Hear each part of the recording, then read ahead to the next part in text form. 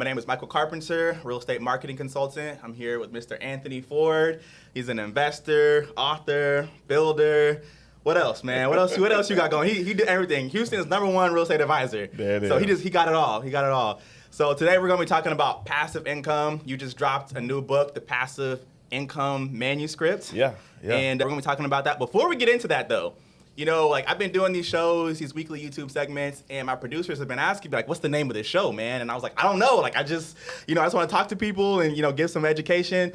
And I'm here to announce I finally have a name for this segment. Okay. It's going to be interesting, bro. So Let's we're going to go. be calling this The Mob, okay? The Mob. It stands for Marketing Online Businesses, okay? So the whole point of this is to give education to small business owners and entrepreneurs on how they can add new income streams to their business online, help them make more money, or help people who are already doing that get better at marketing so they can get more income, And it's also kind of a play on words because me and my wife was watching a movie the other day. It was on Netflix, and it was kind of like one of those gangster thug movies. And I was like, babe, I could be a mob boss. Like, I could, and she was like, no, you can't. You don't got what it takes. So this is kind of like, Dang. I'm like, listen, babe, I'm gonna build a mob Yeah. of small business owners. I'm gonna help them grow their businesses. Their product is gonna be education, and the whole country's gonna want it.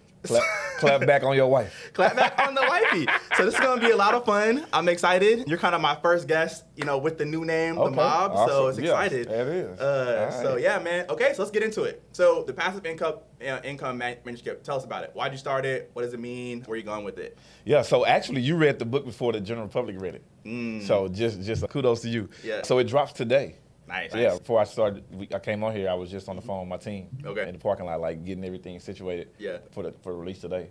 But there's actually 2 books, The Passive Income Manuscript, which you read, which we're going to talk about today, and then I have The Passive Manuscript for Realtors. Yeah, okay. so it's real estate based. Okay. So both of those are dropping today. Okay. The reason behind it is because I think that at the rate of inflation and at the rate that you can work and earn money, earn income, I mean, those two are unequivocal. And so I started looking at just the state of the world, to be honest with you, and I started saying, man, wow, our grandparents, our fathers, our parents and grandparents taught us that you work hard. And the harder you work, the more successful you'll be. And the harder you work, the more money you'll make. And that's really not true in this day. That worked for them, but now you have to work smarter. And so I wanted to just alert the world on how I've built, my passive income, how I've built wealth through passive income. And so it's 3 key factors, and those things work for me because it's been working in me for quite some time, and so I figured that I share it with the world. Yeah, I love that. And I love that we're on the same page there because my whole thing and part of the mob's mantra is we want you to make more money in less time. Yeah. Because like you said, the whole mantra of, working really hard, it doesn't add up anymore. It don't add up. And I think, specifically, I think COVID kind of taught us that a little bit, right? I think a lot of people had to get creative with how they made money in COVID. We had to do partnerships. We had to get creative with how we were making money. And I think a lot of people realized, I got to learn another craft. That's why online education shot through the roof. It's a $5 billion industry right now. And I think because people want to learn new skills, they want to add different ways they can make money instead of busting tables and doing whatever they're doing. A lot of people are like, yo, I gotta open up my mind to what's out there. So yeah, I think I'm excited for people to change someone's life potentially. You know what I mean? Reading your book and hearing different conversations about this. So. Awesome. What's your favorite in the book, favorite or one that you think is the most practical right now as far as passive income? And also, second question, we can follow up after that is, does passive income actually exist? So first question is, what's your favorite way to do it? And then, does it actually exist in the way that people think? Ooh, my favorite way of gaining passive income? Trading. Trading? Okay. Yeah, trading. Yeah. Because that's something that, you can literally have a money printer. You can learn to trade and wake up in the morning or right before you go to bed, whichever, depends on which market you're trading. And you can gain passive income. You can gain money, dividends from stock. So, it's a money printer for me. Yeah. So, what should people's expectations be when it comes to, let's say, trading, for example? Right? Is it just like you start trading, you automatically start making income? You know what I mean? Like, how can we set the expectation for what passive income actually means? At this point, you're probably an expert. You can do that, right? So how do you help set people's expectation? Because it's there, but how do they get there? Yeah. So education. Education is everything. So, when you're trading, you have to figure out, there's so many different things you could trade. You could do day trading. You could You can buy stocks and get dividends. You can do long-term strategies, holding strategies, that sort of thing. So you got to figure out what kind of person you are based off your risk tolerance and what kind of ROI you want to see. Okay. And so then once you move from there, you need to educate yourself. Like, for instance, buying a stock. Let's say you buy a stock in Tesla.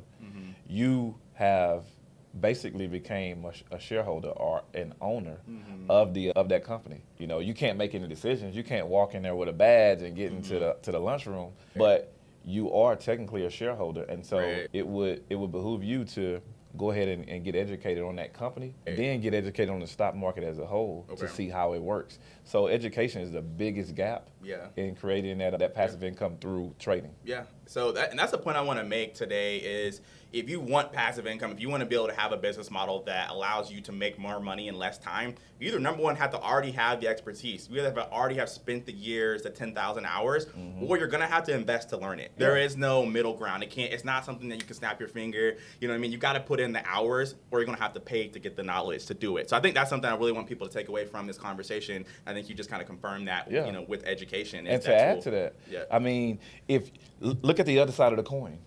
In order to get earned income as a plumber, electrician, an airline stewardess, a pilot, you have to go through what? You have to go through training. Yeah. So same thing. It's education. And so if you're going to be doing it on the passive side, it's the same thing. It's algebra. They say what you do on one side, you got to do to the other in algebra. Same thing. Same rule applies. Just because it's passive income doesn't mean that it doesn't come with a set of skills that you have to have. And when it comes to setting up systems for passive income, we don't get too much into it, but you basically have to change your mindset as well. Because the mindset that knows that it needs to have passive income, the mindset that is disciplined enough to gain passive income, and to set up systems and maintain it is a different mindset from that of a person that says, hey, I'm clocking in, here's my time card, and I'm y'all slave for this many hours, and after that I'm chunking the deuces and I'm out. No, it's not. It's a different mindset. Which you can still be a slave even if you got your own business. You can still be an entrepreneur and still be a slave. Mic drop. You know what I mean? Which I think a lot of people got to realize is, like, if you're trading time for money, you know what I mean? There you go. Whether you W-2 and you paying probably, you're paying your taxes through your employer, or you W-9, 1099, you paying your own taxes, but you still could have a slave mentality. So just because you all work for yourself don't mean you not slaving. Absolutely. You know what I mean? The quote in the book, he who works for money is a slave. Not working, when you're dependent on the money, I should say it that way. He who depends on money is a slave. If you depending on making money, or you working for the money, you're a slave. And so if you're in your business and your business is not automated, then it's not going to be passive. That means the CEO of Cash App died, a while ago, and Cash App still work. That's a system. Right. That's a system. Okay. Yeah. There you go, man.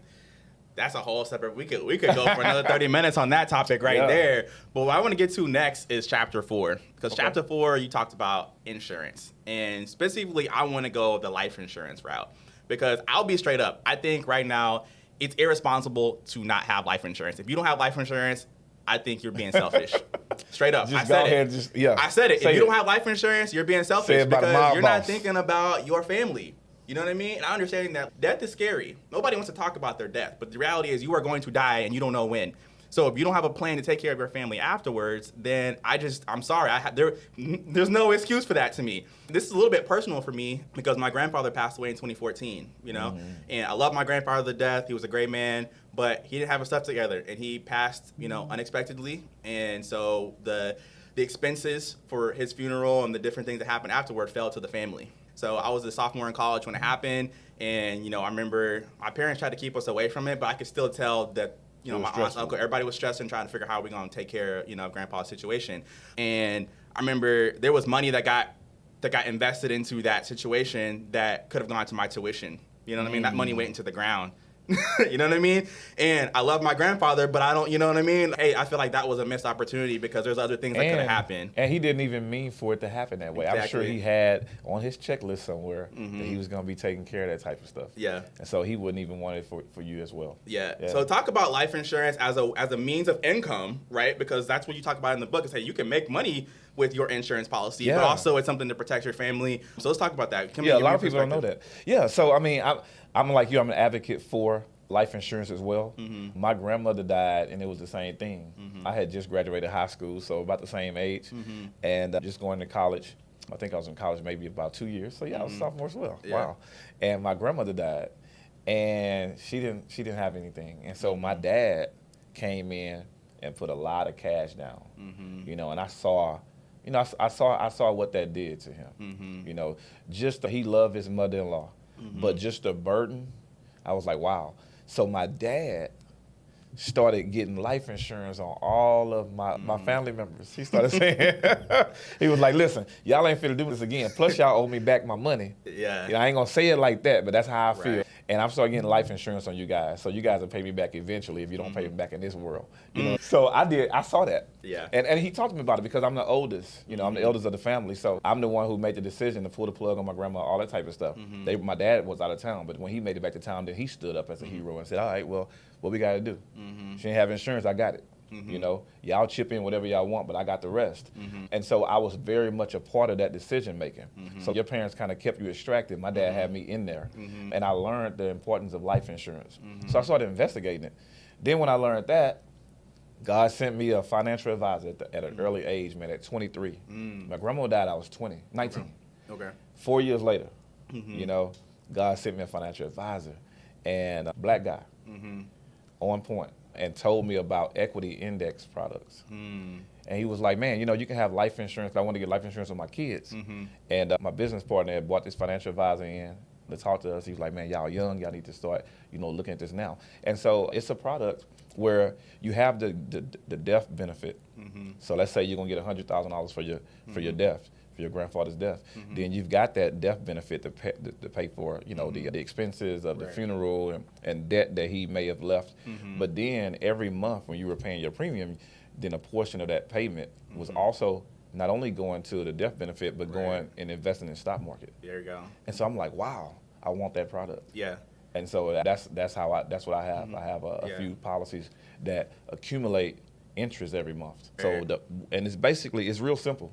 You know, for those out there who don't understand it, to make it real simple, all you do, you get an equity index product, and we'll talk about the different products and stuff later at another time. It's a little bit more extensive, but it's an equity index product. That's the formula.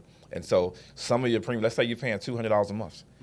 $30 may go towards, you know, storing up the death benefit of $100,000, but then the rest is being invested in the market, in the S&P 500. And so that's where you really get the money from. And then later on down the line, you can borrow from that value. Exactly. You know, I kind of set my kids up to the point where I was like, okay, let me set this up. And when they get 18, if they don't have a scholarship, then they can pull some money out, or I can pull some money out for them on that. Okay.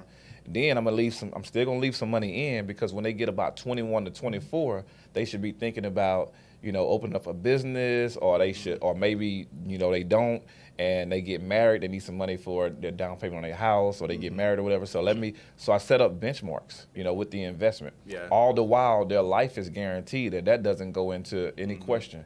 The only question is, how much interest will I accrue on the stock market side of it? So, Yeah, which this is a very controversial topic. Okay. Because I feel like I've heard people who are very passionate about whole life is a scam. You're paying too much. You can put that money somewhere else and get the same, you know, investment. they just don't know no better. And there's people who are like, yo, you know, term insurance is a lot less expensive. You get the same thing. So I think there's like different perspectives on that. You know, for me, when I first got a policy, I was like you, like young age, had a financial advisor that advised me, hey, you can make a lot of money doing this. You know, the reality for me was, you know, the cash value is not an astronomical amount of money. I'm not going to become a millionaire. But it was that you can be your own bank thing that got me. I was like, okay, like I could be able to borrow from myself. And there still is interest, and like that starts getting into, you know, the details of that kind of thing. But I'm paying that to myself, so I'm in control of that. So I like having that idea. So for me, you know, there are other things I'm investing in that might have higher returns on the investment, but I like having both. I was like, yeah, y'all arguing about whether to have whole life or term or index or no, and I'm like, well, shit, I'm gonna do all of it. I do both. You know, I have both policies because it is quite expensive to have the equity index or the whole life product. But at the same time, again, you're investing. And like you said, it's not a whole bunch. I tested it out already, you know. I'm not going to talk about or write about or preach about anything that I haven't lived. Word. If I do, then I'm going to give that disclaimer like, hey, this is what I heard. I don't really know. So this ain't what I heard. This is what I'm living. Yeah. You know, everything in the book is, you know, what I've done. And so, or tapped into at one point in time or currently into. Okay. And so creating your own banking system, man, that's a real thing. So when you go to borrow money from your equity index product or your whole life insurance product, it is so easy. I literally called my financial advisor, and he was getting ready to go on a golf trip. So he was on the plane. I can hear him. He was like, you want me to take care of this now, or can I wait until tomorrow when I get settled in my hotel? I was like, man, it's not a big deal. You can wait until you come off vacation. He did it anyway the next day. This is how it went. He called me back. Yeah. He said, how much you want to pull out? I told him how much. He said, and I asked him for his advice. He said, that's a good amount because, you know, it's not depleting your account, obviously, and it's still leaving enough leverage in there to continue to grow at the rate that you have been growing at, and you won't really see any downswing in your dividends. So I was like, okay, cool. So we'll go with that amount. Yeah. So we went with that amount. He said, I'm going to have to do a KYC with them, know your customer. So I'm just going to have to do some verification. So we can do that. We can do that through Zoom. We can do it through a three-way call. I was like, okay. So my account was eligible for just a three-way call. So I explored that option. So he literally called with the insurance company on three-way. They asked me for my social security number, the last four, my date of birth. They verified that. And then I have a PIN number. They asked for the PIN. They verified the address. Wow. And that was it. And then they said, well, you want us to send a check FedEx or you want to wire it? I was like, you know, my bank charged me $30. I don't feel like paying that. Just FedEx it. Yeah. At my doorstep the very next day. So this was a 48-hour process. Wow. Do you know if I'd have went to the bank and tried to borrow money, they would have wanted my whole social security number, pulled my credit. They would have made a decision in 3 to 5 days. Yeah. You know, and then I would have had to pay interest. The number one question that I want everybody to understand that my financial advisor asked me, said, how do you want to pay it back? Do you want to pay it back? Or do you not want to pay it back because your account covers the interest of everything that you would have paid back, and so you could just volunteer that instead of making payments?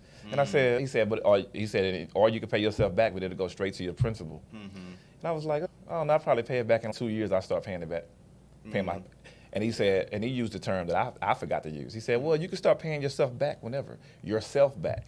It's my money. They didn't even take it out the account. They borrowed, they gave me the money against it, put a lien on that amount of money. It's still trading, but I can't pull it out. Yeah. Until the interest. Does it make sense? Yeah, and you still have your death benefit at the end of the day, because that's the whole point of why you have it. You kind of getting two things out of one. And so, I mean, one of the biggest hurdles I think a lot of people, we're both in kind of the real estate space, the biggest challenge I think for a lot of people in real estate is getting access to capital. Yeah. So, I mean, if you start young, I think the reality is you're going to have to give yourself time to build up your cash value. Your cash value don't just, it ain't going to just take 3 years. Not a get rich you know what I mean? quick You got it scheme. when you were 23, 24, and you capitalize on it. So if you're thinking ahead, you're like, okay, well, you know, I go get a policy on my kid. It might be too late for you. If you're in your 50s, 60s, it might be too late for you to do that. But thinking about your kids, or if you are in your 20s or 30s, this might be a great product for you to think about, because like you said, now you have options. And options is what separates the wealthy from general public. They got options. So, I mean, should you do just a term policy or a whole life policy? Give yourself the option. Both. Do both. I got both. And here's the thing. With my term policy, I can convert it to whole life in the next 20 if I want to. I was going to say that, yeah. I mean, so there's so many different options. So, I mean, we don't want a T-shirt with your heavenly picture on the front. About we having a fish fry. Let's not do that. No. Invest. What you spending on Jordans, you know, shoes. Yeah. You can put some of that on a policy and make wonders for your family. Especially just for the Black community. You know what I mean? I think there's just so much misinformation out there. We need education. I think we're in kind of the Black renaissance when it comes to education. So again, there's no excuse for you not to know this information. It's out there. You know what I mean? I think our parents' generation, they didn't know. You know, my grandpa, he didn't know. Now you have no excuse not to know. And I think that's the difference, you know, and this, you know, could be debatable. I think it's the difference why sometimes we are behind in the 8 ball is because, you know, as a people, we didn't have the information. Yeah. And now we do, and so now it's our opportunity to take advantage of it. Yeah, if you know better, you do better. Exactly. So you got the book. This is your opportunity to get more information. If you're like, okay, that sounds interesting, you know what I mean? Invest in yourself. Go get the education, because we already talked about if you don't already know it, you got to invest to get it. So don't go cheap when it comes to insurance, you know? And I got a perfect example of this. I had a duplex. It was a rental property, right? In the first year, the person I bought it from, they had paid for a home warranty, right? So I had that. Afterward, I canceled the home warranty because I was like, oh, you know, I'm going to save a couple dollars, get a couple more of my cash flow, right? Trying to save money, and it cost me money, because what happened was right when I was about to sell the property, we are in the option period, the AC unit goes out. And you had to get it fixed out your own pocket. Out of my own pocket. The home warranty would have paid for it. So I'm thinking about it. I'm like, dang, that $70 I was paying a month, like now in comparison to the $5K I'm gonna drop, ain't even close. So a lot of people think about they trying to save money by not purchasing insurance products, and you just never know when you're gonna need it. And when you don't have it, the premium that you was gonna pay is nothing. The $200 a month you was gonna pay is nothing when it comes to, you know, the potentially $500,000 of money that can get infused into your family.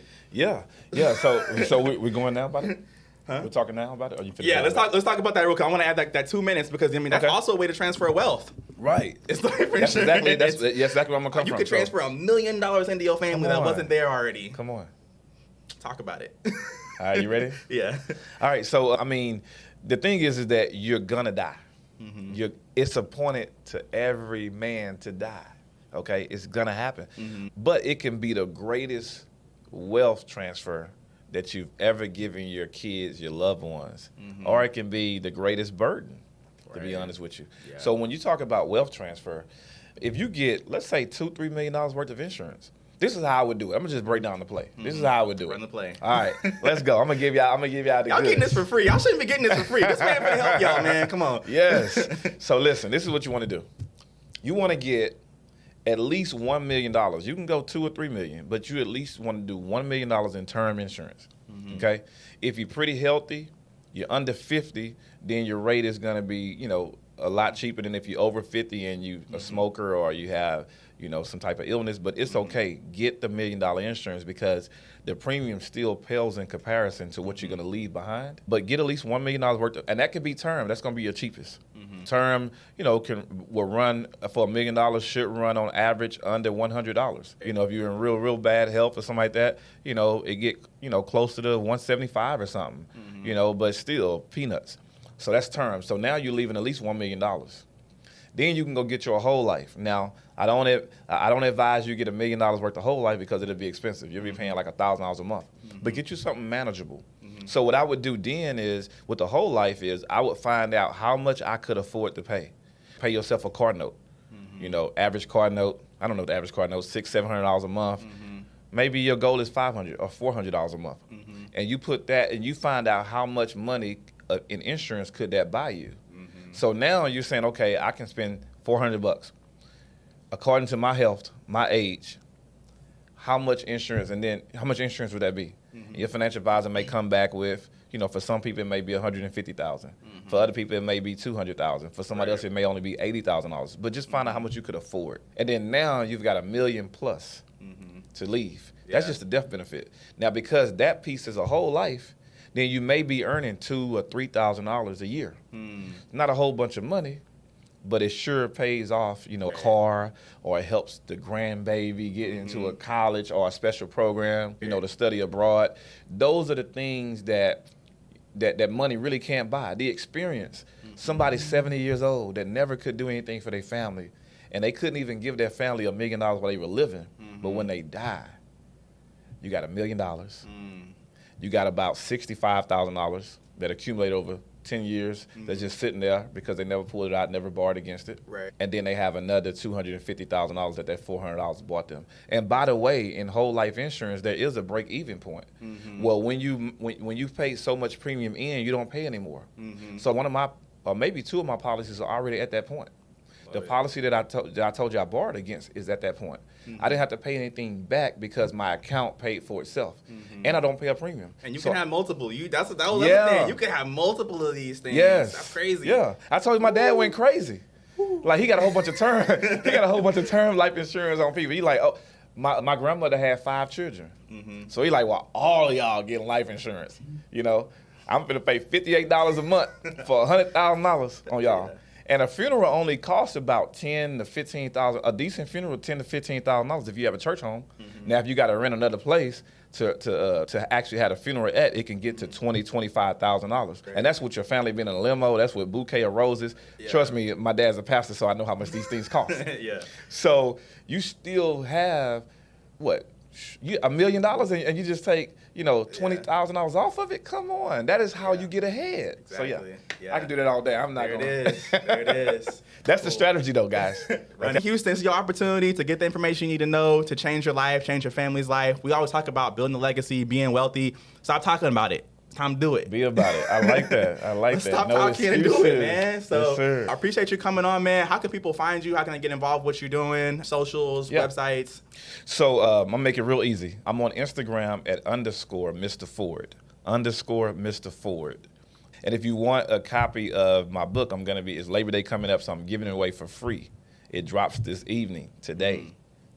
So all you have to do is text the word passive. Text the word passive to 888-111. Mm-hmm. That's 888-111. That's all you got to do is text the word passive. You're going to fill out a form, giving your phone number, your email address.